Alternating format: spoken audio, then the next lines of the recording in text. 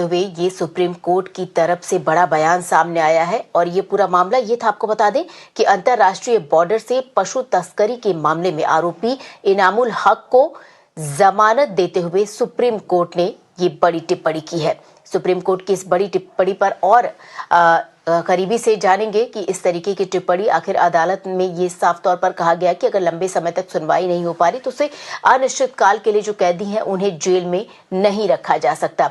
और हमारे साथ आपको बता दें सीनियर लॉयर रमाकांत गौर जी इस वक्त हमारे साथ जुड़े। रमाकांत सर, आपका स्वागत है मेरे नाव से बातचीत करने के लिए। सुप्रीम कोर्ट की ये जो टिप्पणी आई है खासतौर पर इस केस को लेकर कि अनिश्चित काल के लिए, यानी जो अनिश्चित काल है उसके लिए किसी भी कैदी को एक जो देखा गया था कि राष्ट्रीय सुरक्षा से जुड़े जो मामले होते उसके डर के तह पर आप किसी भी कैदी को उस पर लंबे समय तक या अनिश्चित काल तक जेल में नहीं रख सकते।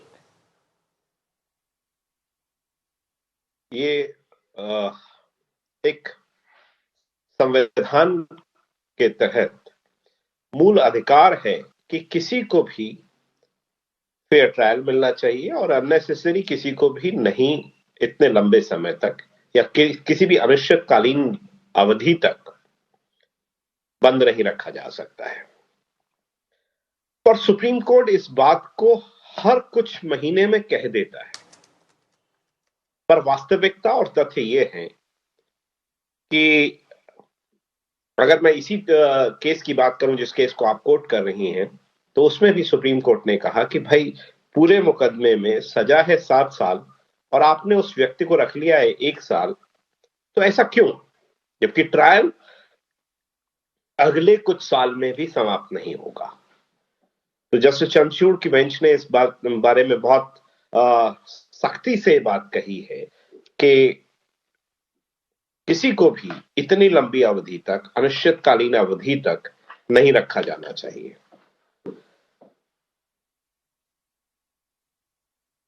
पर ट्रायल कोर्ट में सालों साल चार्ज नहीं फ्रेम हो पाते हैं, साल गवाही नहीं हो पाती है, और गवाही हो भी गई और व्यक्ति के पास ऐसे साधन नहीं है कि अच्छा वकील कोई हायर कर पाए, तो ऐसे में ये सजा बेकसूर होते हुए भी उसे सजा भुगतनी पड़ती है।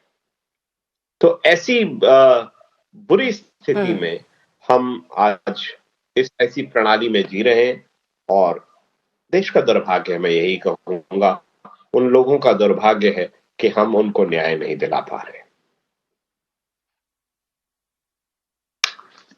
जी, बहुत सही बात आपने कही कि इस तरीके के जो मामले होते हैं वो उन पे सुनवाई तक नहीं हो पाती है और जो बेकसूर लोग हैं वो लंबे समय तक, लंबे अरसे तक जेल में ही रहते हैं। सर, आपसे ये भी जानना चाहेंगे कि सुप्रीम कोर्ट के द्वारा ये बड़ी टिप्पणी तो कर दी गई, लेकिन अब इसका असर किस तरीके से देखने को मिलेगा? क्या त्वरित इसका असर देखने को मिलेगा? दुर्भाग्यवश मेरा उत्तर होगा कोई असर नहीं दिखेगा, क्योंकि सुप्रीम कोर्ट लगातार ये बात कहते आ रहा है और सर्वोच्च न्यायालय की इन टिप्पणियों के बाद भी देश में ये इस कानून के होने के बावजूद भी, और ये कानून सुप्रीम कोर्ट ने नहीं कहा, आज नहीं कहा,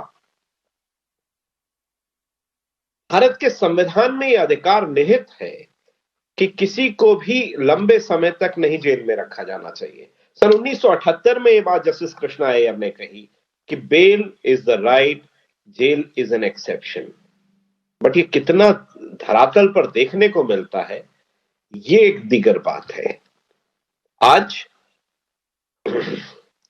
हमें देखने को यह मिलता है कि पुलिस अरेस्ट कर लेती है जबकि नोटिस दे के बुलाना चाहिए, यह भी एक सुप्रीम कोर्ट का कानून है। और ऐसे ही एक विषय पर दिल्ली हाई कोर्ट ने कोर्ट की अवमानना के लिए एक पुलिस ऑफिसर को 1 दिन की जेल की और जुर्माना किया कि भाई जो एक तरीका है उस तरीके के तहत आप इन्वेस्टिगेशन करो। बट हमारा दुर्भाग्य यह है कि देखने को कुछ और मिलता है। सुप्रीम कोर्ट लगातार कुछ न कुछ टिप्पणी करते आ रहा है। यहां तक सुप्रीम कोर्ट ने कहा कि हर थाने में, हर इन्वेस्टिगेटिंग एजेंसी के पास जब आप स्टेटमेंट रिकॉर्ड कराने जाते हो तो कैमरा में होना चाहिए। वो भी प्रणाली आज तक हम शुरू नहीं कर पाए। तो कानून है, किताबों में है सुप्रीम कोर्ट या हाई कोर्ट लगातार कहता आ रहा है, बट होता नहीं है। ये दुर्भाग्य है हमारा, और इसको हम लगातार देखते चले आ रहे हैं और कुछ कर नहीं पा रहे। बड़ी बेबसी से इसको हम महसूस करते हैं हर रोज, पर होता कुछ नहीं है। जी।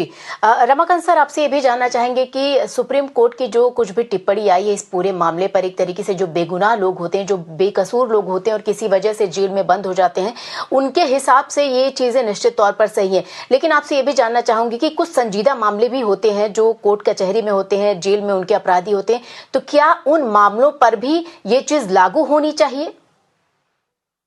देखिए, लागू ये होना चाहिए कि त्वरित गति से निर्णय हो, त्वरित गति से विवेचना हो, इन्वेस्टिगेशन त्वरित गति से हो, उसमें जो ट्रायल हो, जो गवाही हो, और जो सारा प्रोसेस उस केस में हो, वो जितना जल्दी होगा तो न्याय होगा।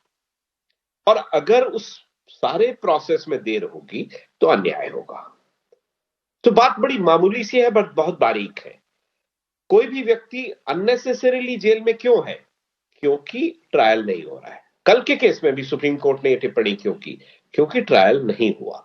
और आप किसी को भी अननेसेसरीली इंडेफिनिट पीरियड के लिए अंदर नहीं रख सकते। बट अगर न्यायपूर्ण तरीके से उसको सजा हुई है तो वो सजा का वो हकदार होगा। उसकी अपील समय से अगर सुनी गई है तो वो सजा का हकदार होगा। पर ट्रायल हो ही ना, गवाही हो ही ना, और सालों साल एक व्यक्ति अंदर रहे, वो अन्याय है। तो सुप्रीम कोर्ट बहुत क्लियरली इस जी। चीज को डिस्टिंग्विश करता आ रहा है कि अगर न्याय क्या है और अन्याय क्या है।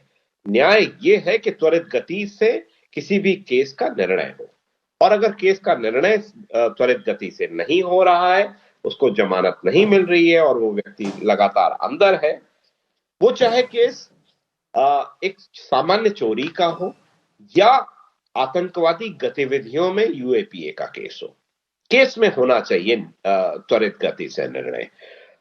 पर देखने को ये मिलता है, मतलब मैं तो ऐसे कई केसेस लगातार करता आ रहा हूं जहां सालों साल एक केस हिलता भी नहीं है। यूएपीए का केस, अगर आप हम बात करें कि प्रज्ञा ठाकुर वाला केस जो है, और उस केस में जी। कर्नल पुरोहित, अगर आपको याद होगा, अंदर गए, वो आज भी ट्रायल फेस कर रहे हैं।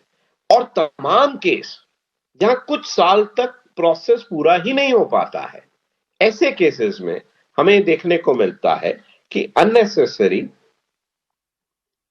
लोगों को अंदर रखा जाता है, अननेसेसरी लोगों को कोर्ट में प्रताड़ना मिलती है। लगातार अगर एक व्यक्ति का गवाही नहीं हो रही है और वो सालों साल जा रहा है कोर्ट में अपनी तारीखों पर, तो ये प्रताड़ना के अतिरिक्त कुछ और नहीं है।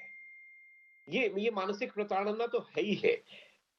जी। और ऐसे संदर्भ में यही कहना होगा कि हमें हमें हमारी सरकार को, हमारे सिस्टम को